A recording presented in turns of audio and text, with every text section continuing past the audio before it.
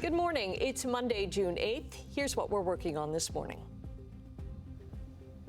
I'm Simone Gavros reporting live in St. Catharines. A stretch of Martindale Road is going to be closed for the next 6 months starting today as crews work to repair a nearly 60-year-old bridge. And the Tony Award goes to? Oh, I'm nervous. Casey Levy. A Hamilton-born actress wins her first Tony Award. And Canada makes history on the hardwood.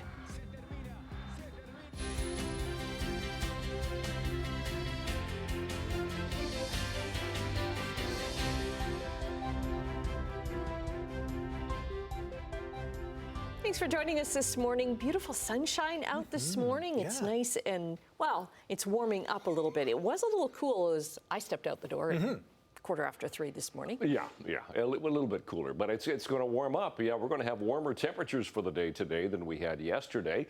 Yesterday was a gorgeous day. It was. No problems. We got to 24, a nice comfortable temperature. Today we're going to climb to 27, humidex of 30. Now, we are going to continue to ramp up the temperatures as we continue through the week. So a little unsettled for the day tomorrow, but temperatures climbing. And then we're going to be in the 30s for a couple of days by the time we get to Wednesday and Thursday. So today, 27, humidex of 30, lovely sunshine. The sun is up. It's been up for a while this morning. It's nice to drive in and have that light in the sky. It's shortly after 4 o'clock in the morning. It's just great. So enjoy the sun today. We're sitting at 12 degrees right now. Traffic this morning, that camera, no problems. 403 Waterdown Road, that's doing fine. That's our camera, so nothing to see there. We do have a collision already here this morning, and it's on the Toronto-bound lanes of the QEW. The camera here at Appleby Line, as you can see, it's the left lane. Now, the HOV lane is getting through, as you can see, so everybody's trying to dipsy-doodle around that. So it's the left lane that is blocked. A couple of vehicles in collision. We don't even have any emergency crews there as of yet. So that's all we've got. Everything else is just a bit of volume. And so we'll update that coming up, traffic. And of course, we'll look at the forecast in a few minutes. Right now, the news. Okay, and it has to deal with traffic as well. Replacement work on a nearly 60-year-old bridge in St. Catharines is set to start today. And that means a heavily traveled section of Martindale Road will be closed until the end of the year. Simone Gavros joins us from St. Catharines with more. Well, Annette, the bridge is just a little ways behind me right now, but there are some closure signs that are on the road as you are heading here right now. So there's just a barrier that says that there's no access to this street at this time. And as you are approaching, there's also those roads letting you know about those detours that are going to be in place for the next 6 months or so. Now, I'm told that the project was supposed to be happening and wrapped up in the next 12 months. So it was supposed to happen and reopen next year. But now the region says it's only going to take about 6 months after different plans were proposed. A water main replacement underneath the bridge will also be taking place simultaneously. The new bridge will help with traffic flow and capacity demand in the area, including widened sidewalks and bike lanes. Martindale Road will be closed from Main Street to South Service Road, and detours will be along Lakeshore Road to 7th Street Louth. So coming up this morning, I'm going to be speaking with the region's Associate Engineering Director to get more information about the project. And then later this morning, I'll be speaking with St. Catharines Mayor Matt Cisco for more details about what this means for St. Catharines itself. Rick, I'll send things back over to you. Thanks, Simone. The latest ceasefire in the war in Iran is now hanging by a thread. It's after Israel and Iran fired at each other today, with one missile reportedly targeting a part of Saudi Arabia housing a U.S. military base. It's the most serious escalation since the ceasefire began 2 months ago and now threatens to plunge the Middle East back into war. Israeli authorities say 2 waves of Iranian missiles had targeted the country. Explosions could be heard in central Israel as Israeli air defenses intercepted the incoming Iranian fire. Louise Arbour is set to be installed as Canada's new Governor General today. She is a former Supreme Court Justice and United Nations High Commissioner for Human Rights. Arbour will replace Mary Simon, the first Indigenous Governor General. The president of an Inuit rights organization says he's proud of how Simon used her time in office to seek balance between her dual duties as an Inuk woman and the Crown's representative in Canada. We've seen Mary Simon fight for our interests for decades. I think back to the constitutional talks where she was representing the people of Nunavik, of northern Quebec, standing up to the Prime Minister and to premiers, pushing back on the limitations that perhaps at the time those leaders saw in the role of Indigenous peoples within this country and the structure of this country.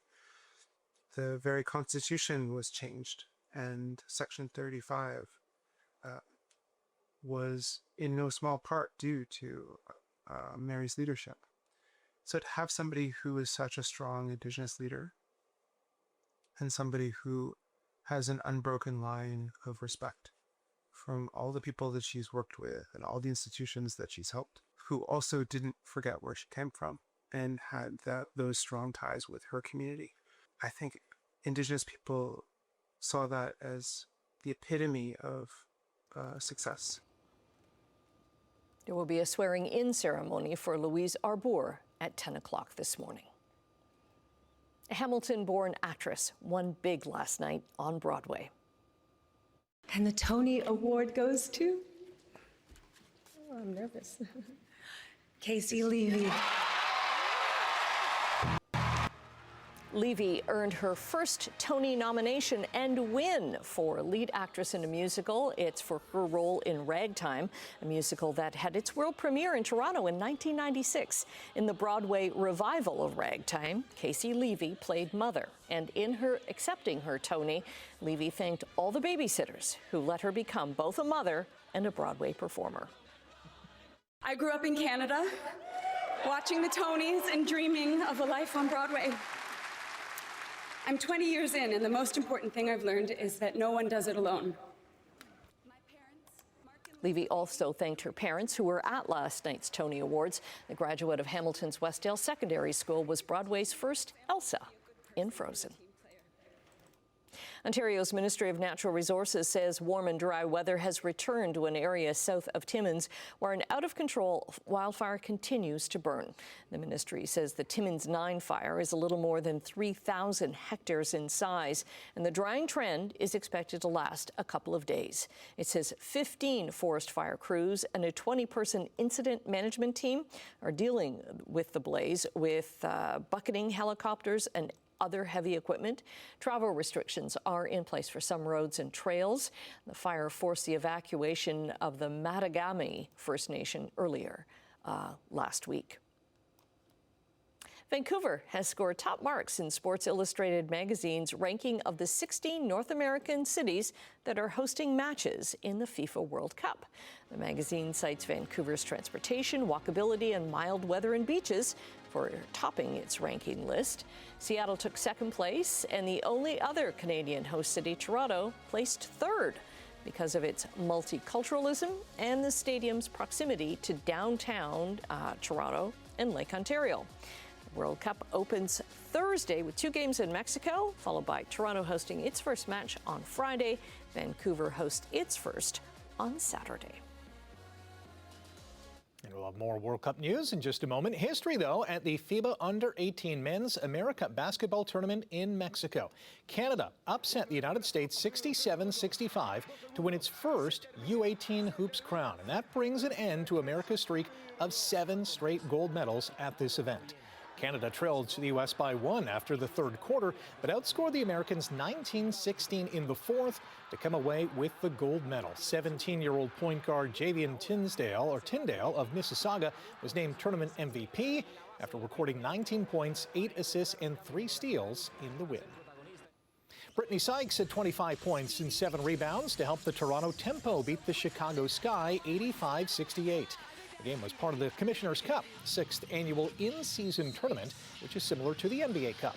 Hamilton's Kia Nurse had 2 points and a rebound in the win. Hamilton's Forge FC is back on top of the Canadian Premier League following a decisive 4-1 win over Inter Toronto. Marko Yevremovic opened the scoring with a venomous free kick. Former CPL MVP Tristan Borges restored Forge's 2-goal lead, and Ben Patton added his 2nd goal of the season. With the win, Forge overtakes Cavalry for tops in the CPL standings. The Canadian national men's soccer team has arrived in Toronto for the start of the FIFA World Cup. Canada kicks off the tournament on Friday afternoon when they host Bosnia and Herzegovina at BMO Field. Defender Moise Bombito is the latest player, however, who is in jeopardy of missing the World Cup after re-aggravating a leg injury. Canada has 24 hours before its opening game to announce a replacement. The Serena Williams-Victoria Mboko doubles team is happening. I was quite impressed with her game. I was impressed with her attitude. What I liked the most about her was that the next time she played, she still kept winning. And so I was like, okay, I love that. You know, it reminded me a lot of myself. We haven't really spent that much time together, but, you know, so far, what I can say, she's a really funny girl. Like, she's a really funny person, and spending time with her on court so far has been really a pleasure. What a cool combo. The 23-time Grand Slam champion DM'd the Burlington tennis phenom a few weeks ago, wanting to return to competitive tennis as doubles partners. Mboko apparently caught Serena's eye when she won the National Bank Open in Montreal last year. The 44-year-old Williams and 19-year-old Mboko will team up tomorrow in the opening round of the HSBC Championships at Queen's Club in London. Hamilton's PWHL team has signed forward Emily Clark to a 2-year deal. The 30-year-old Saskatoon native spent her first 3 seasons with Ottawa, where she led the charge in playoff scoring in 2025 and ranks 3rd all-time in points in franchise history. The 3-time Olympic medalist joins forwards Brianne Jenner and Alina Muller, defender Nicole Gosling, and goalie Kaylee Osborne as Hamilton's first 5 players. Yohendrick Pinango and Brandon Valenzuela hit solo home runs as the Blue Jays rallied to beat the Orioles 6-4. Pinango opened Toronto's 5-run 6th inning with a homer, and Valenzuela went deep in the 8th. Nathan Lucas gave the Jays the lead in the 6th with an infield single that scored Andres Jimenez from 3rd. The Jays won 2 of 3 against the O's and open a 3-game series against the Phillies at the Dome tonight. Zarowski set, the payoff. Grounded right side, Feliz dives and it's under his glove. And it gets by Jackfish needed 10 innings to beat the Hamilton Cardinals 5-4 in Canadian Baseball League action. Brendan Luther drove in 2 runs in the top of the 10th with a hit to right field. It was the opening game of the season-long CHCH QEW Cup, and won the inaugural cup last year. All right, 6:12 is the time on this Monday morning, the 8th of June. Beautiful start to our day. Lovely sunshine so far. Temperature's going to start to ramp up. We'll talk about that in a sec. Traffic this morning. Once again, our exclusive camera is the 403 right around Waterdown Road. It's getting a little bit slower. You're heading into the sunshine coming out of Hamilton toward Burlington. One problem still on the books, and that's the QEW heading Toronto bound at Appleby Line. As you can see, we've got the left lane blocked. They've also now blocked the HOV lane. So that means the squeeze play is even stronger here. So left lane is blocked. We do have blocking vehicles there. Tow truck is on the scene. Hopefully that'll get cleared fairly quickly. Otherwise, we go back to the QEW Martindale where Simone is, and she's talking about the closure of Martindale because of some bridge work. But the QEW in Martindale, nothing there. Centennial Parkway looks good. Just that problem at Appleby Line. Okay, let's get to our temperature that we have starting out the morning. We're sitting around seasonal for this time of the day to start the morning. We're sitting around 12 degrees at the moment. The sun is up, has been for a while. It is mainly sunny, light breeze. Humidity is getting up there, and you'll notice the humidity for the day today. So 27 degrees today. Warmer than it was yesterday. We'll have the sunshine. Humidex of 30, by the way, so the humidex is going to start to creep up. We have that ridge of high pressure, and it's giving us that bit more of a southerly flow, and that's why the temperature is climbing. And now we have that low pressure system getting closer to us, and we'll start to see the problem with that coming in for the day tomorrow when we get chance of showers and possible thunderstorms for the day, and it's going to get a fair bit warmer as we continue through the week. But today, temperatures 29 for Niagara, 27 for Hamilton. Burlington stumbles a bit today at 19, but otherwise 27 for the rest of the horseshoe. Tonight, the skies will stay clear, partly cloudy for Cayuga, Simcoe, and for Brantford, but 13 to 16 degrees tonight, still fairly comfortable. Tomorrow, we ramp the temperatures up a little bit, 30 for Niagara, 28, 29 for the rest of us. We'll start off with a bit of sun for the day tomorrow, and then we're going to get some clouds, possible thunderstorms and showers later in the day. So instability is going to start to build in. So out the door, 8th morning of June. Lovely start, mainly sunny, light winds. Temperature right now 12. Long range coming up. Annette, Rick. Okay, thanks very much. After the break, we're going to say good morning to Emily with a preview of what's to come on Chit Chat. And in business news, the Bank of Canada expected to hold steady when it comes to interest rates later this week. 6:17 on the button, as Brian likes to say. We're going to check in with Emily for a preview of Chit Chat. Hi, good morning. The wait is over. Madonna's latest visual project, Confessions 2, the film, premieres on YouTube this morning. Okay, were we actually waiting for this? Like, were people waiting? I guess some people were. That was great. We'll get back to that. Okay. Olivia Rodrigo has teamed up with a legendary 70s gothic rock band, which is awesome. And later on this morning, we'll show some highlights from last night's Tony Awards. Okay, sounds good. Thanks very much. In business news this morning, the Canadian dollar is down to 71.68 cents US. Gold has dropped $51, and crude oil is up $4 because of increased fighting in the Middle East. It's up now to just under $95 a barrel. Midday trading in Europe, London, Frankfurt, and Paris all down this morning. Tokyo took a beating today, losing more than 2,500 points. A rough Friday close for North American markets, which saw the TSX, Dow, and NASDAQ all drop significantly. The Bank of Canada's trend-setting rate is not expected to change at its next announcement, day after tomorrow. The benchmark rate has remained at 2.25% since April. Economists expect a fifth straight hold because of global economic uncertainty. Although Canada is in a technical recession after 2 consecutive quarters of contraction, the latest jobs report showed the unemployment rate has fallen to 6.6%. The world's richest person, Elon Musk, is set to become the world's first trillionaire this week. One of the companies he owns, SpaceX, is set to have its initial public offering on Friday. Musk already has $273 billion in stock and options as Tesla's CEO. If the SpaceX IPO goes as planned, he'll be worth another $841 billion, and that adds up to $1.1 trillion.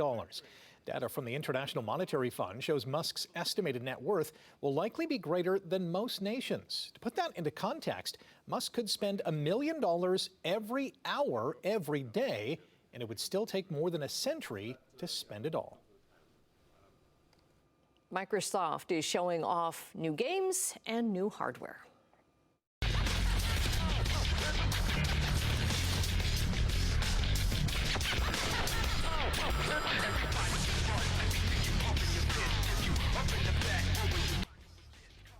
To mark Xbox's 25th anniversary, the company is releasing a limited edition translucent controller with a retro-inspired color scheme. It'll be out in October, followed by a matching Xbox Series X 25th anniversary edition console in November. An avocado a day may keep diabetes, hypertension, and obesity at bay. New research suggests that adding avocado to your daily diet may deliver major health benefits. One study found that women who ate small amounts of avocado each day had a lower risk of developing diabetes. Another showed that eating 1 avocado and a cup of mango daily improved heart health and lowered blood pressure in people with pre-diabetes in just 8 weeks. Researchers also say daily avocado intake may help improve blood sugar control and reduce other cardiometabolic risk factors. Okay, taking a quick break right now. Brian is going to be back with your traffic and your 7-day forecast. Good morning, 23 minutes after 6 o'clock on this Monday morning. I was going to say, hey, good news. The problem that we had at QEW Appleby line is now cleared because they did clear it. Now we have a secondary collision behind it. That's what happens when people start to dipsy-doodle around a collision. Oh, I don't like it when they do that. There is a collision back there, and they've just, for some reason, moved away from it. But so there's still a collision now at the QEW and Appleby line, even though they've moved the camera. And we do have a disabled vehicle now right opposite the Ford plant here. And it's a truck, and they've got, it looks like they might have a blocking crew on scene. But anyway, yes, they do. The right lane is blocked there, so we do have a disabled vehicle at the Ford plant, Toronto bound on the QEW. Okay, right to temperatures. What do we have here this morning? Sitting at 12 degrees right now for Hamilton. Quite a nice, comfortable start to the morning. 14 Grimsby, 15 Toronto, 16 into Mississauga. So, yep, it's a Monday, and it's the 8th of June. Those are our sun times for the day, our seasonal temperatures. Overnight low of 12, and that's where we are right now. Those are our records for the day today. And for school today, it's going to be a gorgeous day. 18 degrees by the first bell and sun, and lots of sunshine for after school and 27. Then you factor in the humidity, it's going to feel like 30 today. 16 and clear tonight. Tomorrow, we'll start off with a bit of sun, but then showers, possible thunderstorms. Temperature starts to go up. 28, humidex 36 tomorrow. We'll hit 30 on Thursday, 30 on Wednesday, 32 on Thursday, both days chance of showers, and again chance of a lingering shower on Friday as the temperature comes down. Beautiful Saturday, chance of a shower Sunday. That's your forecast. Annette, Rick. Thanks, Brian. The Hamilton-Burlington SPCA has held its first ever pet first aid course. The train over the weekend was facilitated by Walks and Wags, who covered a wide range of topics so these pet owners could get prepared for any pet emergency. People learned how to identify and treat injuries. They learned and practiced CPR as well. So in Pet First Aid, we're talking about how to measure an animal's respiration rate, their pulse rate, how to take their temperature. We do various areas such as parasites, various common injuries, prevention, CPR, choking, lots of different areas, allergies, insect stings, things like that. Things that are really pertinent to general pet owners in the community.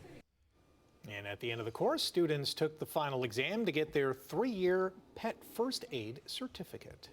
And we have an adoptable pet from the Hamilton-Burlington SPCA coming up a little bit later because, yeah, that is so important because if something happens to your pet, you want to be able to be there right away. Some of the things that my son is learning on his vet assistance program is pet CPR and how to restrain the animals and take care of them. Yeah, because they get scared and they get aggressive sometimes. Yeah. All right, stay with us. More to come after the break on Morning Live. Good morning.